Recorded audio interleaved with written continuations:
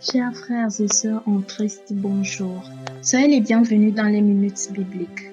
Nous sommes le lundi 17 octobre 2022 et les textes qui nous sont proposés sont tirés de Apocalypse chapitre 1, les 8 premiers versets et le psaume 99 accompagné du cantique Chantons, chantons sans cesse, gloire à Dieu, 35.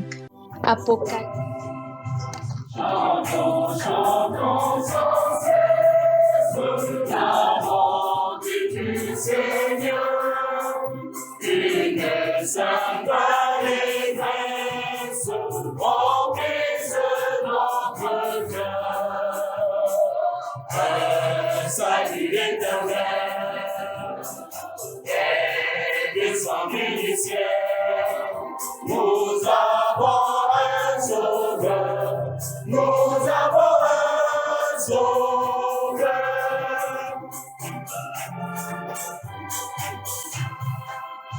Au trône de la grâce, si nous levons les yeux, nous rencontrons la face d'un sauveur glorieux. Il est notre avocat, tous les cieux combattent, toujours victorieux, toujours victorieux.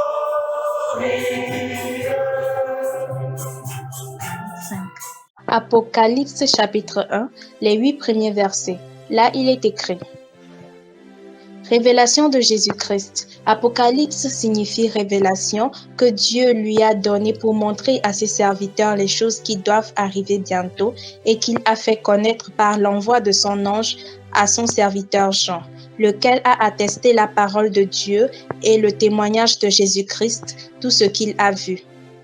Heureux celui qui lit et ceux qui entendent les paroles de la prophétie et qui gardent les choses qui y sont écrites, car le temps est proche. Jean aux 7 églises qui sont en Asie. Que la grâce et la paix vous soient données de la part de celui qui est, qui était et qui vient, et de la part des 7 esprits qui sont devant son trône. Et de la part de Jésus-Christ, le témoin fidèle, le premier-né des morts et le prince des rois de la terre, à celui qui nous aime, qui nous a délivrés de nos péchés par son sang et qui a fait de nous un royaume, des sacrificateurs pour Dieu son Père, à lui soit la gloire et la puissance au siècle des siècles. Amen. Voici, il vient avec les nuées, et tout œil le verra, même ceux qui l'ont percé, et toutes les tribus de la terre se lamenteront à cause de lui. Oui. Amen. Je suis l'alpha et l'oméga, dit le Seigneur Dieu, celui qui est, qui était et qui vient, le Tout-Puissant. Amen. Psaume 99. Là, il est écrit. L'Éternel règne, les peuples tremblent. Il est assis sur les chérubins, la terre chancelle. L'Éternel est grand dans Sion. Il est élevé au-dessus de tous les peuples. Qu'on célèbre ton nom grand et redoutable. Il est saint. Qu'on célèbre la force du roi qui aime la justice. Tu affermis la droiture. Tu exerces en Jacob la justice et l'équité. Exaltez l'Éternel, notre Dieu, et prosternez-vous devant son marchepied. Il est saint. Moïse et Aaron parmi ses sacrificateurs, et Samuel parmi ceux qui invoquaient son nom, invoquèrent l'Éternel, et il les exauça. Il leur parla de la colonne de nuée. Ils observèrent ses commandements et la loi qu'il leur donna. Éternel, notre Dieu, tu les exauças. Tu fus pour eux un Dieu qui pardonne, mais tu les as punis de leurs fautes. Exaltez l'Éternel, notre Dieu, et prosternez-vous sur sa montagne sainte, car il est saint, l'Éternel, notre Dieu. Amen. Chers auditeurs des minutes bibliques, soyez tous bénis dans le nom précieux de Jésus-Christ, notre Seigneur et Sauveur. Comme tous les lundis, je suis le révérend pasteur Jean-Pierre Tchakounté de l'église missionnaire de la foi de Bertois Est Cameroun.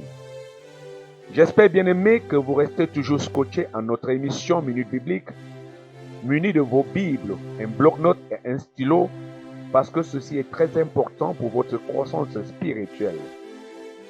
Notre exhortation de ce jour, bien-aimé, est tirée du livre d'Apocalypse chapitre 1, du verset 1 à 8.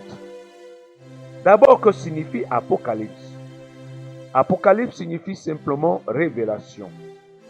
Raison pour laquelle vous verrez dans certaines traductions de la Bible, à la place d'Apocalypse, vous trouverez révélation. Le mot révélation est la traduction en français du mot grec apocalypsis. À partir de son étymologie grecque, il signifie découvrir ce qui est couvert, dévoiler ce qui est voilé. Ainsi, quand on parle d'Apocalypse, il s'agit du dévoilement, de la révélation des choses qui étaient jusque-là cachées. Du point de vue biblique et en rapport avec la divinité, il s'agit dans le livre d'Apocalypse du dévoilement tout particulier de l'avenir, de ce que sera la fin de temps. Donc, après lecture de ce texte, bien-aimé, nous pouvons prendre comme thème principal Jean et sa vision du Christ. À bien des égards, ce livre est la révélation de Jésus-Christ qui en est la source et le sujet. Jésus soulève ici un coin du voile de l'avenir et permet à Jean de l'entrevoir. Lisons dans Apocalypse 1, verset 1, qui déclare « Révélation de Jésus-Christ que Dieu lui a donnée pour montrer à ses serviteurs les choses qui doivent arriver bientôt et qu'il a fait connaître par l'envoi de son ange à son serviteur Jean. » Bien-aimés, ce ne sont pas des spéculations, mais des certitudes, des faits qui se produiront bientôt. Lisons Apocalypse 1, verset 2, lequel a attesté la parole de Dieu et le témoignage de Jésus-Christ, tout ce qu'il a vu.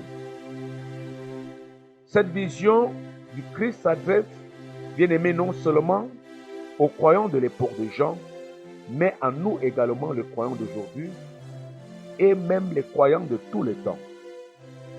Bien-aimés de Dieu, si nous regardons de plus près, dans le verset 1 d'Apocalypse 1, nous lisons « Les choses qui doivent arriver bientôt ». J'aimerais que nous nous attardions sur le mot « bientôt ». L'échec temporel de Dieu nous est inconnu et les prophètes ont tendance à rétrécir les perspectives. Chers auditeurs des minutes bibliques, soyons vigilants car ce mot « bientôt » nous rappelle simplement qu'il faut être prêt. Il est écrit au verset 3, « Heureux celui qui lit et ceux qui entendent. » Oui, heureux celui qui lit.